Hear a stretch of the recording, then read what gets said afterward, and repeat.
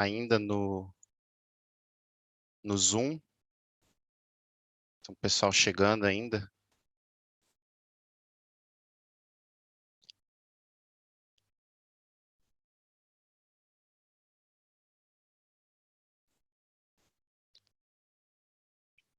Bem, sejam todos bem-vindos a mais esse episódio do Amazoniar. Nós estamos chegando agora no terceiro ciclo do Amazoniar. Para quem não me conhece, meu nome é Lucas Ramos, eu sou o coordenador do projeto Amazoniar, que é uma iniciativa do IPAM. E aqui no projeto, nosso objetivo é criar espaços para debates, e um espaço livre e um espaço seguro para criar esses debates. E gostamos sempre de envolver pessoas que estão não só na Amazônia, ou que têm experiência só na Amazônia, mas expandir as mensagens que a Floresta Amazônia tem para além das fronteiras do Brasil e para além das fronteiras da região amazônica. O nosso objetivo, de fato, é amazoniar o mundo, por isso que temos esse nome. No terceiro ciclo do Amazoniar, que começa hoje, nós temos 4 episódios que vamos falar da cultura e da arte indígena, dos povos originários, e quebrar alguns estereótipos ao longo do caminho. Eu encorajo a todos que estão aqui, tanto no Zoom quanto no YouTube, a participar nos chats, ok? Os chats estão abertos, vocês podem pôr suas colocações. Eu só peço que quem está aqui no Zoom utilize o Q&A para fazer as perguntas para os panelistas, ok? Que lá no final a gente vai dar um espaço para vocês para poder responder essas perguntas, suas dúvidas, ok? Queria apresentar aqui rapidinho também a equipe do Amazoniar que está presente hoje. Temos a Laís Uchirobira aqui no Zoom, moderando, a Sara Leal lá no YouTube também moderando. Elas vão trazer as dúvidas de vocês aqui para as perguntas, na verdade, aqui para a gente sanar. E o Paulo Moutinho, que vai ser o nosso moderador durante o terceiro ciclo inteiro, que é o pesquisador sênior do IPAM e cofundador do IPAM, ok? E vai estar com a gente até o final. Quando acabar o episódio, eu peço para vocês ficarem ainda uns minutinhos para eu dar alguns recados para vocês dos próximos, então não saiam daí. E agora eu passo a palavra para o Paulo apresentar o debate, tá? E apresentar os nossos ilustres convidados, ok?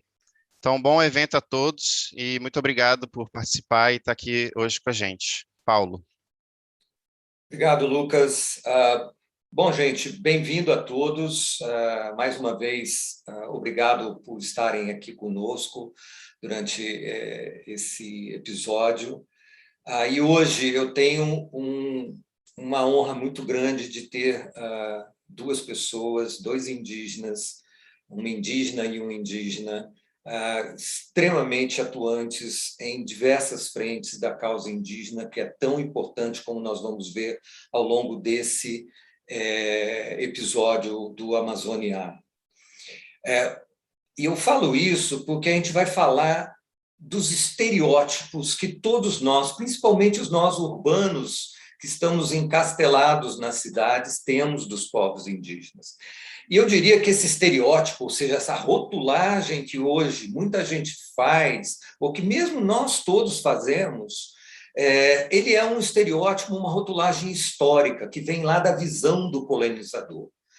E é incrível como isso permanece ao longo dos 200 e tantos anos do Brasil, dos 500 anos do descobrimento, e não há como a gente mudar um pouco essa trajetória. Então, esse episódio ele é uma contribuição à destruição, não da Amazônia, mas dos estereótipos que se colocam aos povos indígenas, à sua cultura. Lembrando que estereótipo aqui que a gente está colocando é, na verdade, uma imagem atribuída a pessoas ou grupos sociais, né, de uma maneira preconceituosa, sem fundamentação teórica, e, portanto, é quase que neutralizar o que não é igual a gente. E não só os povos indígenas, os quilombolas, pequenos produtores, uma série de grupos sociais vem sofrendo dessas rotulagens que não têm base alguma na realidade. Para que a gente destrua os estereótipos hoje, eu gostaria de chamar os meus dois convidados, que nos traz muita alegria hoje, por serem pessoas que eu admiro muito. Eu queria começar aqui com a Alana Manchineri. A Alana é ativista do povo Manchineri, nascida no Acre. Ela está falando de uma barraca no acampamento das mulheres indígenas, na segunda marcha das mulheres indígenas, que está ocorrendo hoje aqui em Brasília, contra a ideia de se colocar um marco temporal para a demarcação das terras indígenas. Acho que todo mundo tem acompanhado isso, não só no Brasil, mas no mundo inteiro, uma verdadeira violência aos povos indígenas. A Alana é atualmente a coordenadora da redes de jovens comunicadores da COIAB, que é a coordenação das organizações indígenas da Amazônia Brasileira. Ela tem importantes contribuições na educação infantil, principalmente de educação indígena, na conscientização dos riscos do coronavírus, da Covid-19, entre jovens. A Alana fez um trabalho belíssimo nesse sentido, que ela vai contar um pouco para a gente também. Ela faz parte da Comissão Nacional de Juventude, da Juventude Indígena, e de grupo de pesquisadores da Universidade Federal do Acre, a UFAC, né, que está lá em Rio Branco, onde ela desenvolveu projetos que abordam a cultura indígena nas escolas. E eu acho que a Alana é muito na quebra de estereótipos, esse trabalho que você vem fazendo com as escolas para mostrar para os jovens nessas escolas um pouco da realidade indígena, sem as rotulagens que nós somos induzidos muitas vezes a fazer. O meu outro convidado é o Denilson Baniwa, do povo Baniwa. O Denilson é um artista, gente. Ele é designer, comunicador, ativista. Ele se apropria muito da linguagem ocidental, a linguagem urbana, para promover a cultura indígena. Denilson, essa ligação de trazer a história e a cultura indígena para o centro urbano, ela é chave para a derrubada desses estereótipos. Você bem sabe disso. O Denilson usa suas obras, principalmente ilustrações, para romper com paradigmas, com estereótipos, que é o tema dessa live de hoje, né, usando um pouco o protagonismo indígena na questão artística. Ele participa de diálogos com povos originários de outros países. Isso é extremamente importante, porque a Amazônia, não só brasileira, ela é indígena, né? Em essência, ela é indígena. Portanto, essa troca de saberes e de cultura com outros povos fora da Amazônia brasileira, ela é extremamente importante. Portanto, feitas as apresentações, eu queria dar um espaço a cada um de vocês, Alana, Denilson, para falar um pouco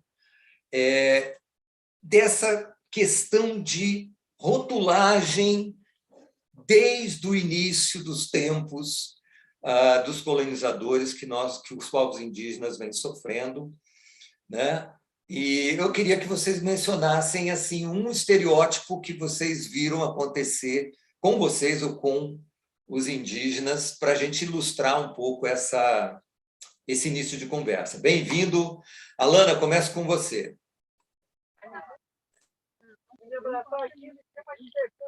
Obrigada, Paulo.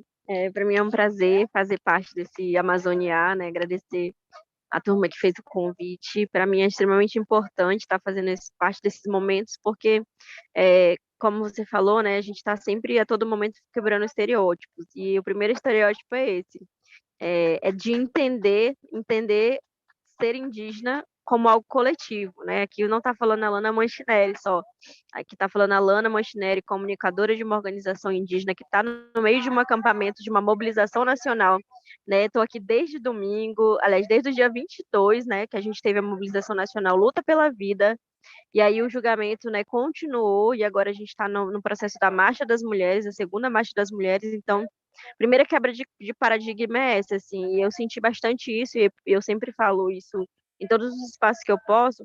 Quando eu entrei na universidade, para poder, né, ter a tal da graduação, o tal do diploma, do papel que te valida os teus conhecimentos, a universidade ela não tem essa compreensão de que a gente é um ser coletivo, que nós não somos seres individuais que têm, né, só a obrigação de ir, por exemplo, todos os dias para a aula, fazer as provas, fazer as tarefas, os trabalhos, não. Existe sim momentos que a gente precisa se deslocar, passar mais de uma semana, eu vou fazer 23 dias fora de casa, para poder estar acompanhando a mobilização nacional, né, para poder estar emprestando um pouco do meu conhecimento que eu adquiri a partir do movimento indígena, do fortalecimento do movimento indígena, para poder também estar trazendo a narrativa dos povos indígenas, porque eu faço parte da comunicação dessa organização, né, eu coordeno uma rede de jovens comunicadores indígenas, e outra coisa que eu acho que é bastante importante frisar aqui em relação à questão do estereótipo é que a gente está trazendo cada vez mais o fortalecimento, né, dos profissionais indígenas, porque a gente está indo para uma segunda mobilização em que a maioria dos comunicadores são indígenas. Anteriormente, nós tínhamos comunicadores apenas parceiros, né, da causa indígena, não indígenas, mas hoje, se você, né, der uma visualizada, que eu não vou conseguir mostrar para vocês, mas se a gente visualizar a partir das organizações regionais, de uma forma geral, do Brasil e da Amazônia, a maioria dos comunicadores são indígenas. Da COIAB são todos indígenas, né? Que estão aqui contribuindo com a gente, e é isso que a gente tenta mostrar, sabe? É uma comunicação indígena, quebrando o estereótipo daquela comunicação padrão, né, da mídia tradicional. Então, agradecer, né, e pedir desculpa porque pode estar barulhento, porque eu estou no meio, realmente é uma barraca aqui, para poder fazer parte desse debate, e dizer que esse processo de estereótipo, ele é bem complexo, porque às vezes é tão internalizado essas questões, né, estereotipadas, que você, né, eu não consigo identificar como que a gente faz esse processo de quebra. Como eu falei, quando a gente adentra a universidade, a gente conhece um outro universo e a gente começa talvez a se deparar em um universo em que as pessoas acham que a gente não está ali, né, que não somos merecedores de estar no espaço da academia. Muito provavelmente deve ter acontecido isso com o Denilson e com inúmeros, né, indígenas que estão fazendo esse processo de inserção dentro da universidade, mas é um espaço que foi constituído talvez não para nossa ocupação. E aí a gente sempre fala sobre o processo de demarcar todos os espaços que nós estamos, né? A gente demarca, e aí tem até um material muito interessante para quem se interessar, né? Tem o lançamento do COMIN desse ano, que é a Universidade de Território Indígena, em que a gente, né, os estudantes indígenas falam dessa perspectiva da universidade ser território indígena também, né? Para a gente ocupar e demarcar. Aí eu queria só quebrar mais um estereótipo em relação à questão, né, da invasão do Brasil. A gente não trata como um descobrimento, a gente trata como uma invasão, né, como um processo de violência e que a gente vem resistindo aí há 521 anos. Então, né, estou aqui para estar contribuindo para a gente fazer uma troca bem significativa. Obrigada. Obrigado, Alana. Acho que nunca povos como os povos indígenas tiveram tanto uma batalha para provar quem eles são mesmo, para comunicar quem eles são, qual é a cultura. Enfim, essa é uma luta bastante longa. E, Denilson, me diz aí, quais são as suas primeiras impressões sobre essa questão dos estereótipos aos povos indígenas que vêm desde lá da invasão dos colonizadores. Primeiro, eu quero agradecer o convite de todos da Amazônia para essa conversa. Para mim é uma honra demais, assim, eu me sinto super honrado de estar com a Alana, ainda mais ela sendo da comunicação da COIAB, assim, que foi uma das escolas, para mim, sim, uma das maiores escolas de movimento que eu participei, e da área de comunicação, que a primeira vez que eu saí do Rio Negro para ir para Manaus foi justamente para trabalhar na comunicação da Coiab. Naquela época era super difícil, porque a internet ainda estava nascendo e juntos lá criamos o Jornal da Coiab e ocupamos várias rádios comunitárias ou rádios piratas em Manaus e no resto da Amazônia. Assim, então, eu me sinto muito feliz de estar com a Alana e de ver hoje o quanto a comunicação e comunicadores indígenas cresceram e ocuparam espaços super importantes e de uma maneira muito, muito profissional, super revolucionária, digamos. Eu fico muito feliz de poder estar trocando com a Lana, é uma honra muito grande. Eu não vou repetir o que a Lana falou, porque, de fato, tudo que ela falou eu vivi, assim, e eu vejo que muitos outros parentes e amigos e conhecidos vivem ainda hoje. Imagino que os indígenas dos anos 80, 90, 2000 viveram coisas que, infelizmente, indígenas de 2021 ainda são obrigados a conviver. Uma das coisas que eu pensei para falar aqui é num lugar muito específico, né? Sempre, até hoje, é uma coisa que é recorrente, até hoje, hoje mesmo, recebi a ligação de uma pessoa querendo conversar sobre trabalho e tudo, e super amável e carinhosa, achando que estaria me elogiando, a pessoa disse, nossa, você fala tão bem português, nem parece que você é indígena. E assim, essa é uma das coisas que eu ouço com muita frequência desde quando saí do Rio Negro, né? Claro, meu português evoluiu bastante, mas, assim, qual é o sentido de uma pergunta tão não sei, assim, eu não consigo compreender o quanto uma pessoa se Fora de interessa propósito, né?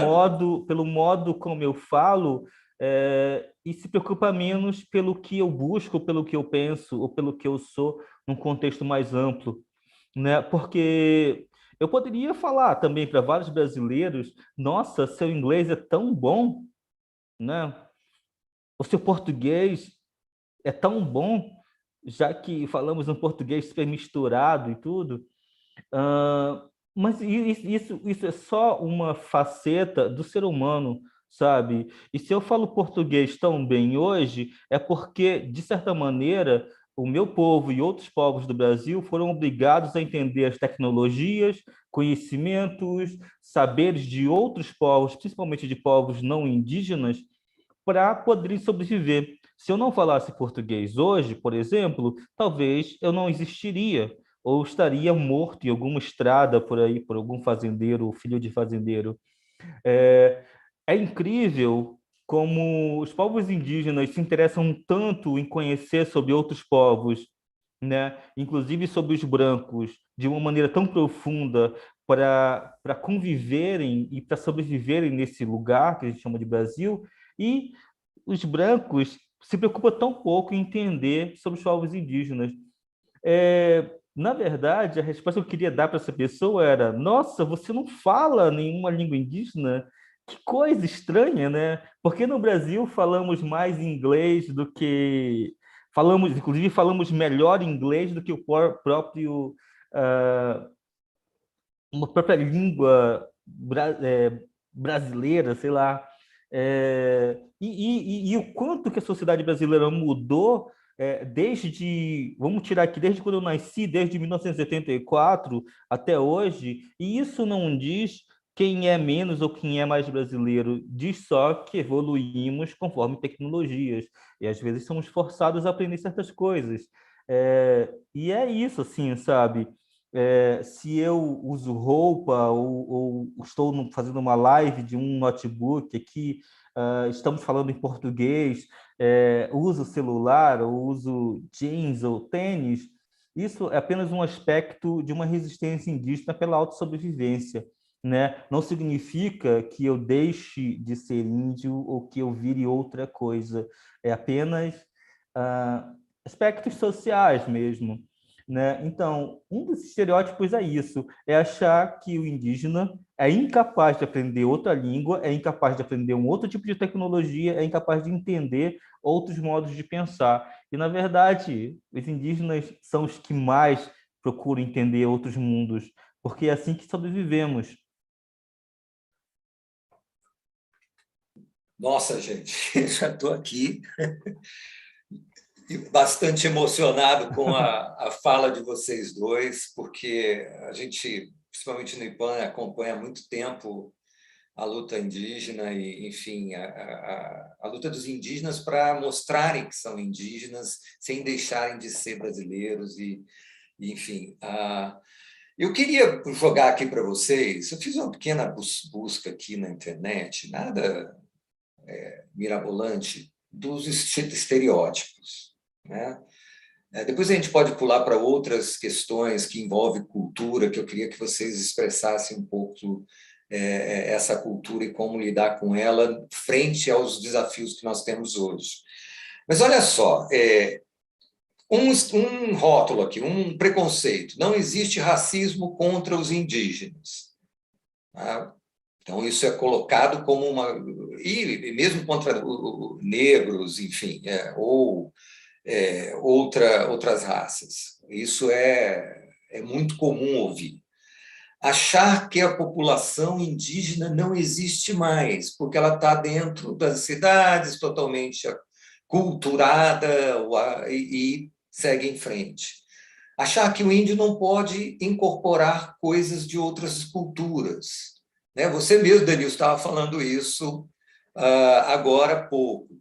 E por aí vai, gente. Tem uma série de coisas. Todos os indígenas recebem dinheiro do governo. Bom, se isso fosse verdade, vocês não estariam aí no protestando tanto na esplanada dos ministérios, né? Tem umas contas assim muito loucas como com essa questão de dinheiro.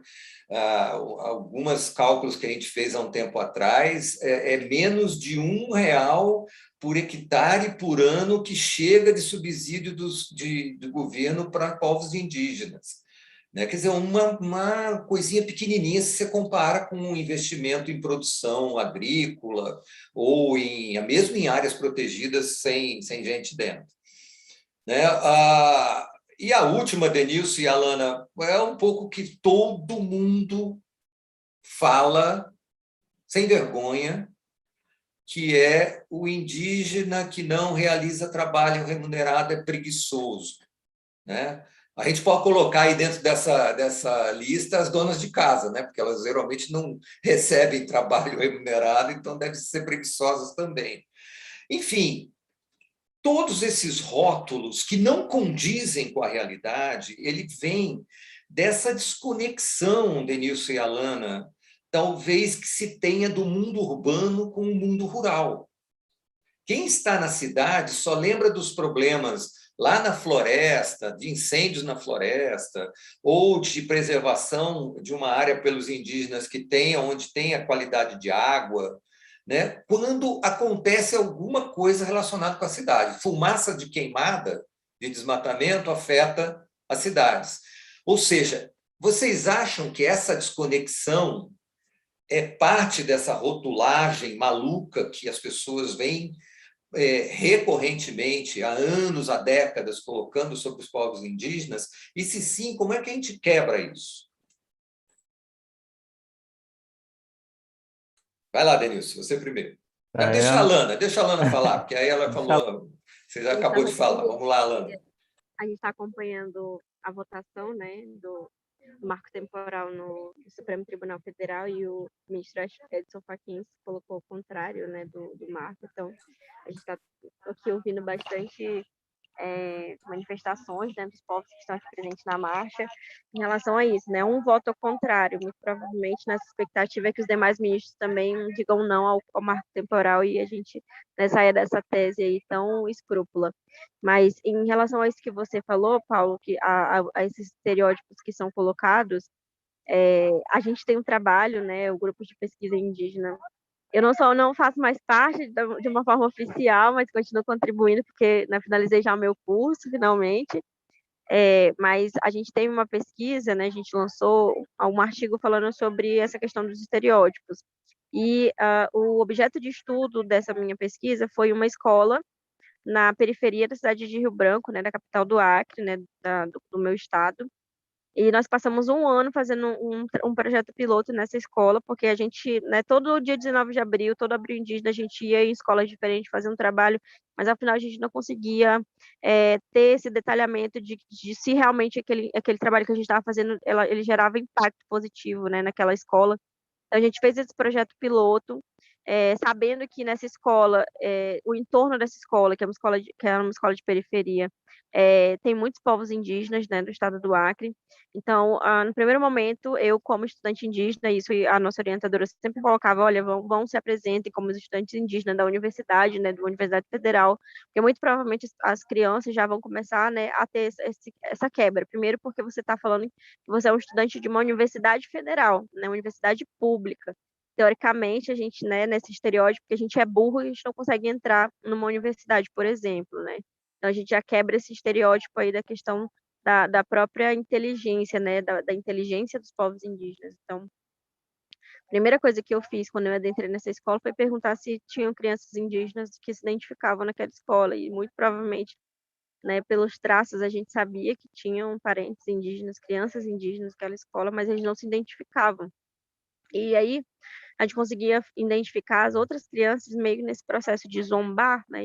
E aí eu lembro muito da minha época de escola e espero que as crianças indígenas que estão agora, né, crescendo, que estão nascendo, não passem pelo que eu passei quando eu entrei na escola. E aí a gente fez um trabalho durante um ano todo, todos os meses a gente levava algo da cultura, né? Enfim, inúmeras atividades para os professores, a gente fez formação para os professores, fez uma formação com as crianças, levando jogos, brincadeiras, né, formas, mostrando a diversidade dos povos do estado do Acre. Ao final desse trabalho, desse um ano de projeto piloto, as crianças, né, eu fiz a mesma pergunta que eu fiz no início, né, do nosso trabalho, perguntando se existiam crianças indígenas naquela escola. E aí as crianças começaram a se identificar, eu sou Rony Cunha, eu sou, né, Manchinere, eu sou Jaminawa. E aí as outras crianças começaram a respeitar, porque, ora, uma das atividades que mais ficou marcada para mim foi o cotidiano, né, um trabalho que o Comin fez de mostrar o dia a dia das crianças indígenas nas aldeias. E aí a gente levou esse ensaio para a escola, né, lá para a escola Isamelo, e as crianças da cidade ficavam, tipo, né, super felizes, né, super com, digamos assim, não com inveja, mas, tipo, nossa, eles têm acesso ao rio a todo momento, eles têm como brincar, né, com as árvores, coisas que a gente aqui na cidade não tem. Então,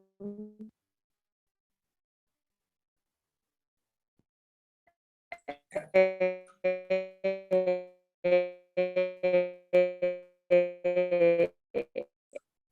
a Alana, a gente, sua conexão está um pouquinho lenta no agora. nosso trabalho, até quebrando preconceitos, estereótipos de índio, de relógio não é índio, de celular não é índio, de escola para nossa formação, né?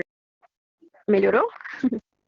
Tá melhor? Não, deu teve ficou lento, mas depois deu para escutar tudo rapidinho, assim, falando rápido, mas vamos lá. Esse exemplo que você está dando é fantástico. Obrigado por ter trazido isso para a gente. Sim, pode continuar, se você quiser. Nossa, e esse trabalho foi muito legal nessa perspectiva dos próprios estereótipos, porque a gente foi começando a demonstrar para as crianças, por exemplo, essa terminologia dizendo que índio, né, é tudo preguiçoso, é porque a vida da cidade é totalmente diferente da vida dos territórios, né? É uma correria, você não tem tempo de viver, você tem que sair de casa correndo, almoçar correndo, tomar café correndo, volta para casa correndo. Então, a gente conseguiu demonstrar por atividades, por vídeos, como que é o cotidiano da vida, né, dos povos indígenas que estão tanto na cidade quanto na aldeia também. E outra coisa que a gente trabalhou bastante foi essa perspectiva de que não é porque a gente está em um determinado local geográfico que a gente deixa de ser quem a gente é, né? Né, a gente trabalhou isso com as crianças. Se você for para a Europa, você vai continuar sendo filho da sua mãe, né? Você continuar sendo brasileiro? Sim. Então, por que que nós, povos indígenas, precisamos, né, estar baseados numa métrica que a sociedade racista, né, que a sociedade prega nesse estereótipo? Então, esse trabalho é bem legal, né? Se quiser ter acesso depois, eu posso enviar. É um artigo bem interessante, porque como a minha pesquisa foi bem livre de poder estar trabalhando no próprio PET, né, o PET de Comunidades Indígenas da Universidade.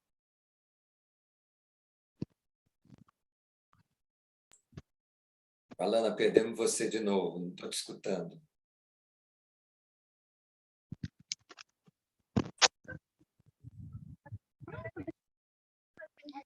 E aí é isso, assim, né, contribuindo. Oi. Não, muito bom, Alana, fantástica essa experiência.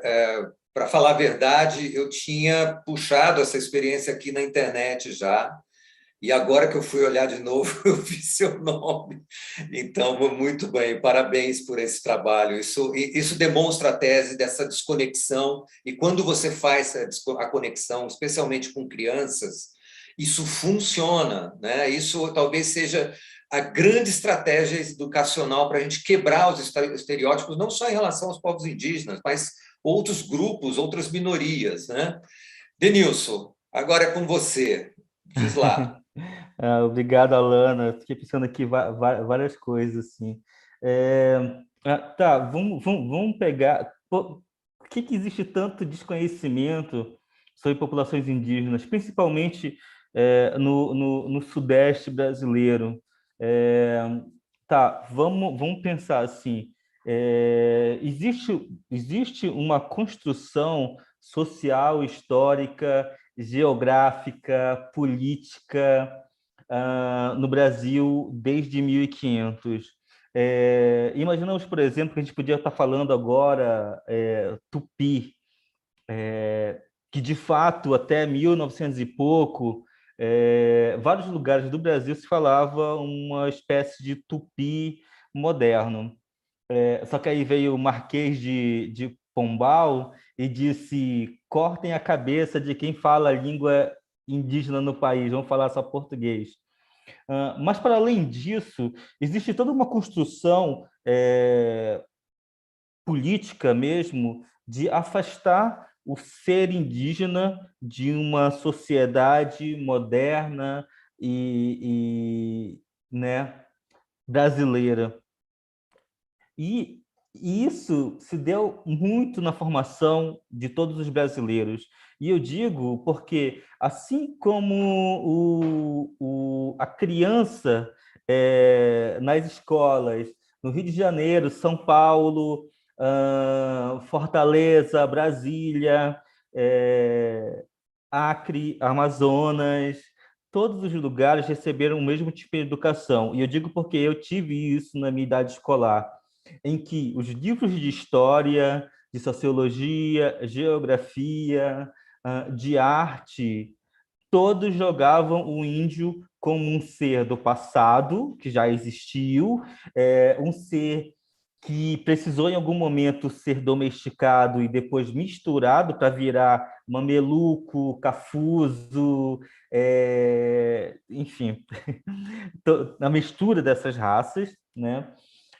E que o índio mesmo de verdade estaria preso num passado super idílico, romântico e tudo, ou estaria preso longe de todos os outros seres humanos, né? No meio da floresta, e se alguém fosse lá, esses índios ainda eram selvagens, os últimos índios selvagens do Brasil. Então, se hoje o adulto de 2021 acredita que o índio é preguiçoso, que não existe nas cidades, que o índio que existe de verdade é o índio pelado, que vive de caça e pesca e tudo, é uma construção do Estado brasileiro. É uma construção que, inclusive, passa pela escola. Por isso que é importante essa educação hoje, que a Alana falou, de levar para a escola outros pontos de vista sobre os povos que habitam o Brasil ainda, para que essas crianças de hoje possam passar por uma educação que seja diferente do que a gente passou, né? Para que elas entendam que os povos indígenas existem tanto no meio da floresta quanto nas cidades, por exemplo. E, principalmente, que entendam que o modo de produção e o modo de pensamento de construção social indígena é diferente de um modo capitalista e de produção capitalista. Enquanto a gente pensa num trabalho coletivo, um trabalho agregador das coisas, nas cidades, seguindo um padrão de trabalho capitalista, a produção é de uma outra maneira, né? Que muitas vezes as pessoas se orgulham de trabalhar numa empresa que as explora diariamente, né? E isso, na minha cabeça, não faz o menor sentido, porque eu vou trabalhar das 8 às 18 horas para um patrão que me explora por um salário que eu mal consigo sobreviver no final do mês, se eu poderia estar vivendo numa comunidade onde essa produção é compartilhada, onde a roça, a caça, a pesca, a produção de materiais do dia a dia são compartilhados e que eu não preciso gastar 5, 4 ou 40 horas semanais, né?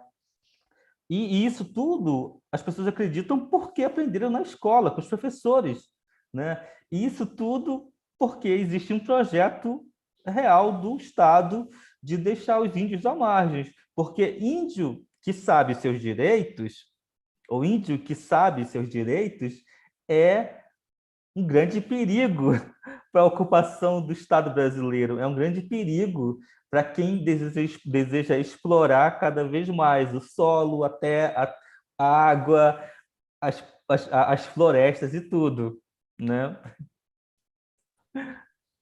Excelente, Denilson. Obrigado por essas reflexões. Eu acho que são super atuais e importantes. Me faz pensar no seguinte, que aí eu já vou emendar aqui um outro assunto antes da gente começar com as perguntas de fora, que são várias que estão chegando aqui, que é o seguinte, pegando um pouco esse gancho que você falou do modo de vida indígena, que é algo muitas vezes incompreensível, que, portanto, se não é próximo de mim, que está na cidade, portanto, está errado. Esse é o padrão de criação desses estereótipos e preconceitos. Quer dizer, e eu não quero nem saber o que é, porque é diferente, então está errado. Isso está muito comum, não só com os indígenas, com diferentes povos, com diferentes linhas religiosas e assim por diante. Bom, futuro do planeta e da Amazônia, né?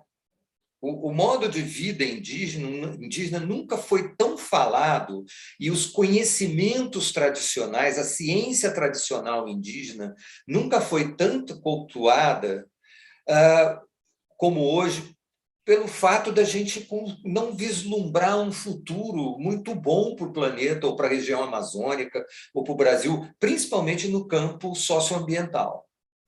E aí a Amazônia, como você e a Alana sabem muito bem, tem um papel fundamental nesse processo. No tal das mudanças climáticas, o desmatamento dentro da Amazônia, que, na verdade, acontece fora das terras indígenas na Amazônia são as que menos contribuem para desmatamento.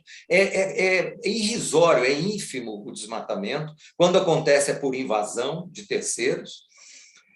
Tem um papel cada vez maior nesse mundo em aquecimento, de subida de temperatura, mudança do clima.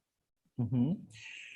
Como, e aí eu vou começar com a Alana de novo, a expressão cultural ela se encaixa nesse processo, porque a visão indígena do mundo, como você disse, a Denilson e a Alana comentou, ela é muito diferente.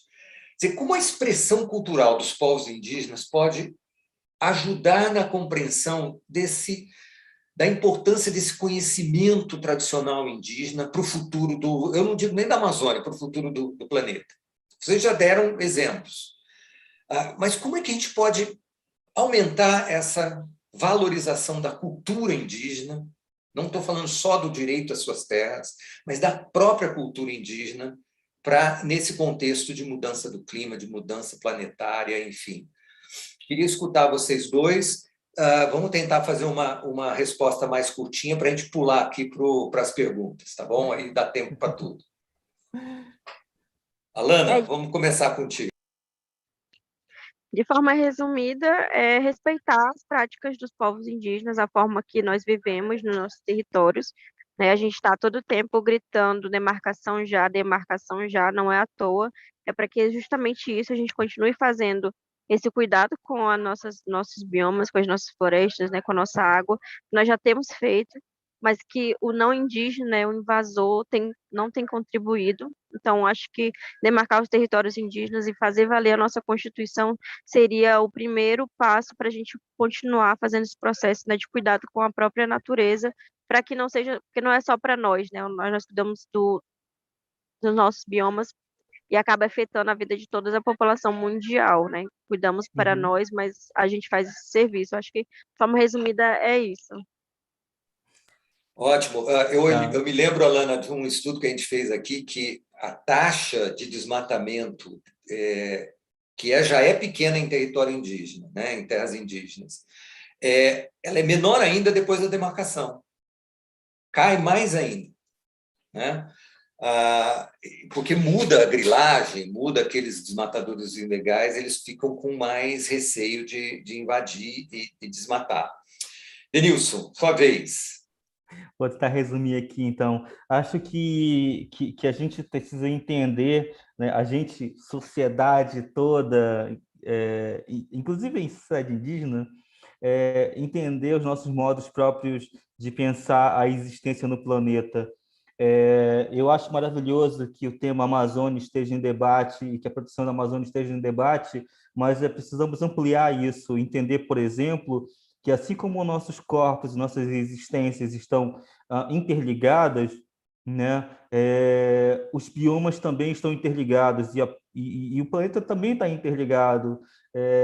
Um rio que é poluído na Amazônia pode chegar até São Paulo. Uma queimada, como já aconteceu no Pantanal, já chegou em São Paulo. Um dia, se vocês pegarem na notícia, já digitarem no Google, dia que vira noite em São Paulo, foi a fumaça levada do Pantanal para São Paulo. Então, é pensar que cuidar da Amazônia não é só cuidar da grande floresta que existe ali, mas é cuidar para que todos os outros biomas e existências possam viver em harmonia, porque não adianta cuidar de um lugar só. A gente não vive em lugares separados, apesar das geografias e das fronteiras. Nós vivemos no planeta e ele é único, né? O rio que corre na Amazônia, por baixo da terra, ele é interligado com outro rio que corre no Nordeste e no Sul. Então, é cuidar da nossa existência no planeta, né? E ela passa pela Amazônia, pelo Cerrado, pelo Pantanal, enfim, por todos os lugares. Não, isso é exatamente isso. Você me faz lembrar aqui alguns outros dados que a gente tem lá do Xingu, Denilson e Alana, em que mostram que a grande parte da umidade que ainda e da chuva que cai ali na bacia do Xingu e que abastece o agronegócio de água, ele é provido pela terra indígena do Xingu, do Parque Indígena do Xingu. E assim como acontece lá, acontece em outros lugares. Então, dá para falar, o fazendeiro, a melhor coisa que você faz é defender os direitos indígenas, porque você está defendendo o seu negócio. Porque sem a proteção que eles fazem, vai para o brejo o seu negócio. Pois bem, gente, ótima conversa até agora, estou adorando isso, mas vamos aqui para a parte das perguntas. Deixa eu começar aqui com a Cláudia Azevedo Ramos, pergunta o seguinte: sabendo que os estereótipos sobre os indígenas existem, é também possível usá-los estrategicamente a favor da causa indígena, de alguma forma? Alana, você que está aí no meio do furacão. Repetir para mim, Paulo? Dá para você usar os estereótipos, né, sabendo que eles existem, como uma estratégia em favor da causa indígena? Existe uma maneira de inverter a história? Quer dizer, tudo bem, ao invés de a gente dizer que não é assim, vamos usar esse estereótipo para inverter o processo. Eu me lembro, Alana, antes de você falar, de uma frase do Karthik Raoni, lá, de Capote Jarina, Caiapó, que dizia o seguinte: falaram para ele, é muita terra para pouco índio. Ele falou, não, é muito pouco índio para tomar conta de muita terra. Então, esse talvez seja um exemplo de uma inversão de estereótipo. Vai lá, Alana. Então, aqui um dos jovens comunicadores até é famoso na internet por conta disso, que é o arroba da aldeia oficial, ele tem o Instagram e o TikTok, que é exatamente isso, né? Utilizar os estereótipos, esses preconceitos de uma forma cômica, né? E um dos vídeos que ele mais, né, o vídeo do qual ele viralizou é isso, como os índios carregam os celulares na aldeia. Ele falou que pegam 2 peixes elétricos e carregam os celulares. Ou como que índio pode ter iPhone? E aí a brincadeira dele é que existe uma semente de iPhone e ele saiu plantando aqui, por exemplo, no acampamento até. Então, sim, há uma forma, assim, mas não, digamos que talvez essa não seria a forma, né, mais didática de quebrar esses estereótipos. Mas a gente vai aproveitando, né, a partir das nossas narrativas. Se a gente tem uma narrativa negativa, a gente tenta inverter essa narrativa para que né, a gente venha tentar, talvez, dialogar com fora da bolha, né? Se a gente entende que os nossos parceiros não indígenas têm uma compreensão maior de que esse tipo de coisa é estereótipo, que é preconceito, né, que é racista, né? E por hora, para a gente poder furar a bolha, a gente tem como sim fazer essa metodologia né, trazer para a gente, ao invés de ser deles, esse discurso de uma forma mais, digamos que lúdica. Ótimo, acho que acho que todo mundo viu esse vídeo, é excelente o trabalho que ele faz, e é exatamente isso, né? Você abre canal de diálogo imediatamente quando você coloca dessa forma. Denilson, algum comentário sobre essa pergunta antes da gente passar para a próxima? Eu acho que eu só concordo com a Alana e falar que o da aldeia oficial, né, que é o IMP, nossa, é isso aí. Acho que é tentar dar um plot twist, como chamam, né, uma virada de jogo pela ironia e sarcasmo, e assim chamar atenção para um debate que é necessário, né? Como se fosse uma brincadeira inocente, mas com muitas verdades no meio. Isso aí, ótimo. Deixa eu ver uma outra aqui. É da Daiane Marques, lá de São Paulo. Ela está perguntando o seguinte: gostaria de perguntar para o Denilson como ele vê a participação de indígenas na 34ª Bienal de São Paulo, um dos lugares mais consagrados da arte nacional e internacional. Eu acho que ela está mencionando alguma Bienal que teve a participação de indígena. A 34ª Bienal, a Bienal que abriu semana passada, e que inclusive estava lá para dar suporte para os indígenas que estavam. Nossa, essa pergunta é complexa. A gente precisaria fazer uma live só sobre ela e chamar outros artistas indígenas, porque eu sou um artista indígena de um povo específico, com um tipo de trabalho e pensamento específico. E tem tantos outros artistas e a gente não tem um pensamento comum, junto, unificado. Cada um pensa de um jeito e entende a participação e aparição de seus modos, né? Mas o que eu posso falar é que essa ocupação indígena na Bienal desse ano, ela é histórica, é um marco histórico dentro dessa instituição. Claro, entendendo a Bienal como esse lugar que reverbera e que consagra a arte ocidental, eu tenho uma certa preocupação e cuidado em tentar entender essa ocupação.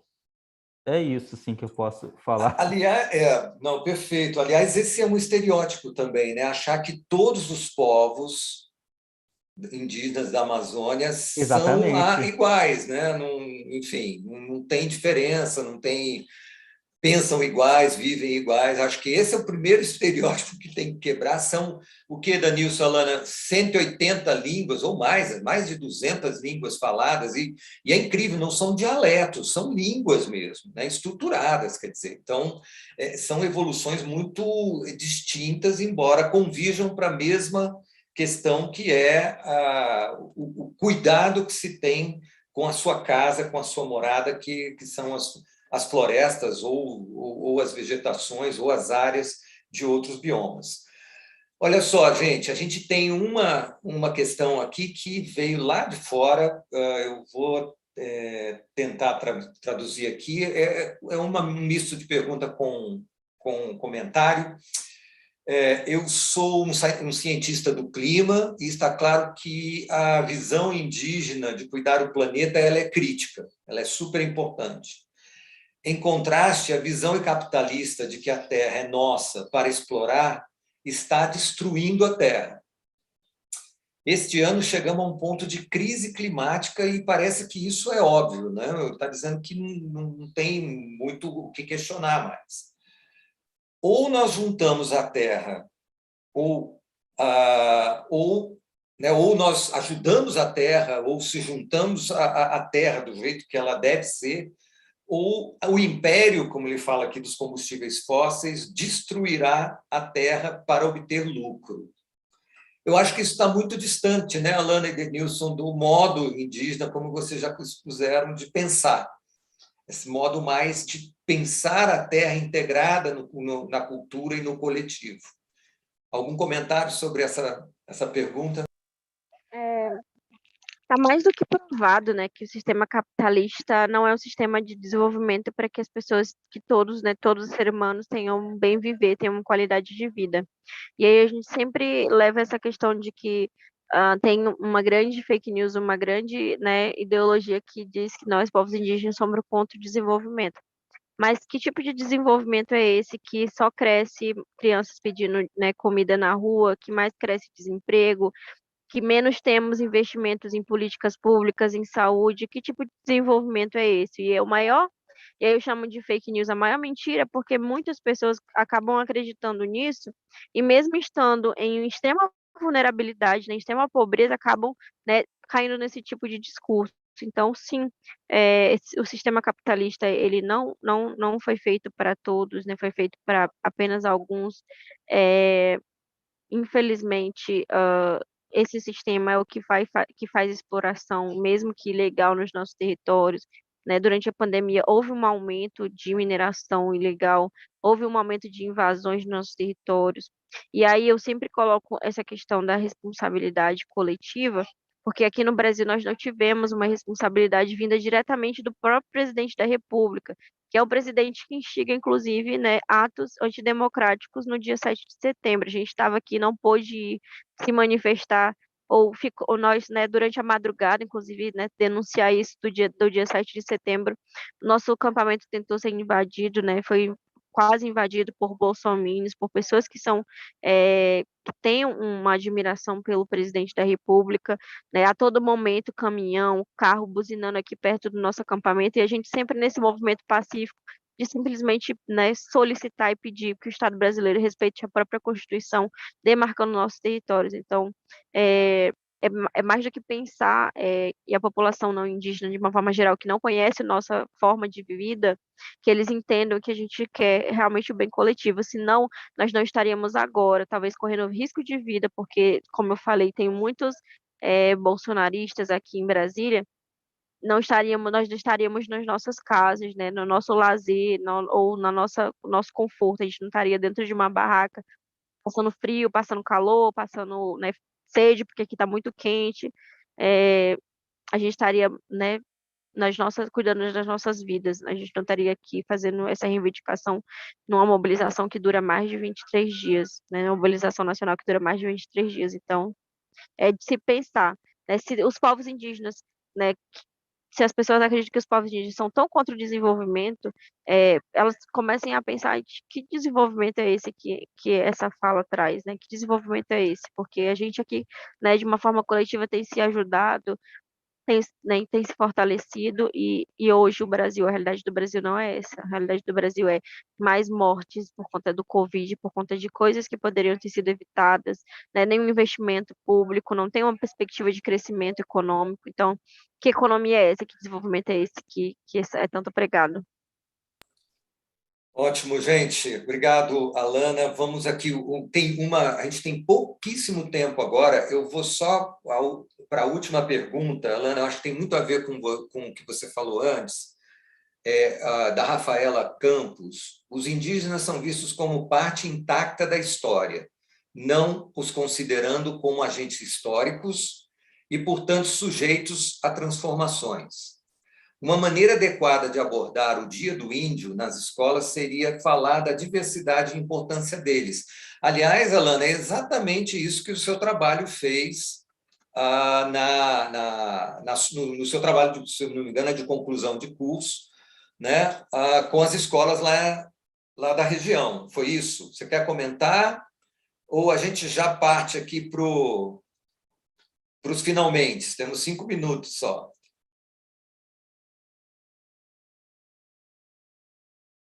Acho que mais do que o dia 19 de abril, é preciso aprofundar, né? A gente tem a Lei 11.645, que insere no currículo escolar cultura indígena, cultura afro-brasileira.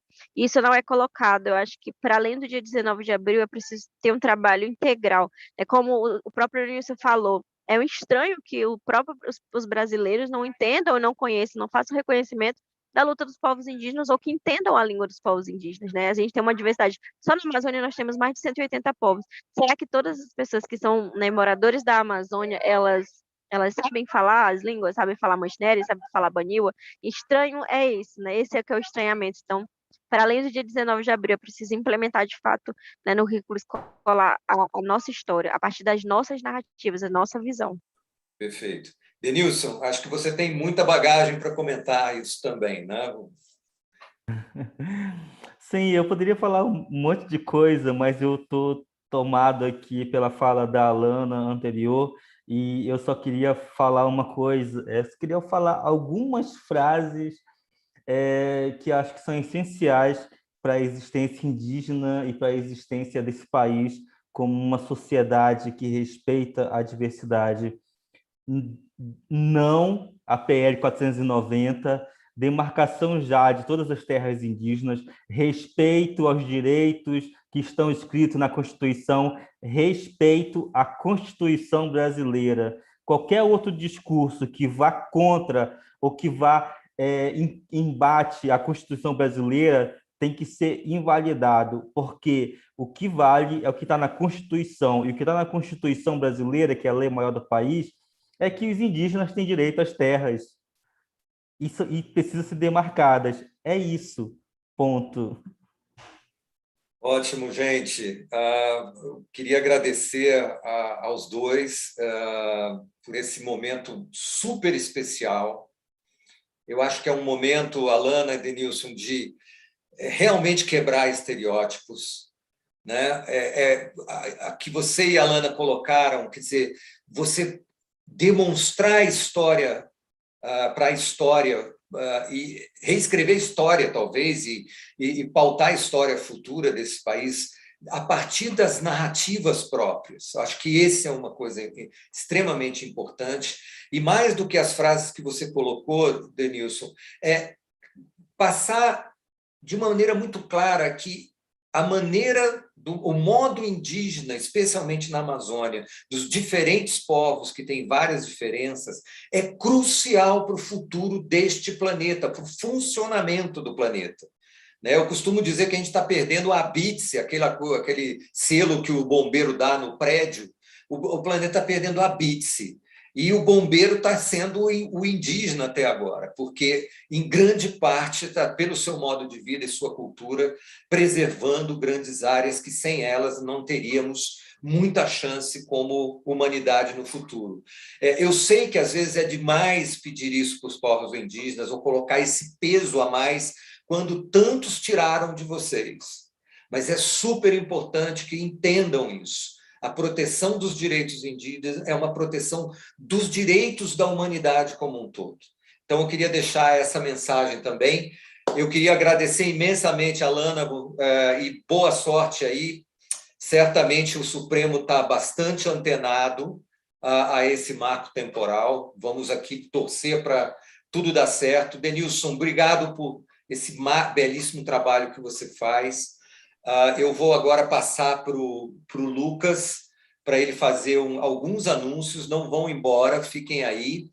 Mas eu já queria aqui deixar o meu obrigado de coração, porque vocês dois são exemplos, são jovens, né? E são exemplos para as futuras gerações, não só de jovens brasileiros indígenas, mas para os brasileiros como um todo e para quem está nos escutando aqui fora do Brasil.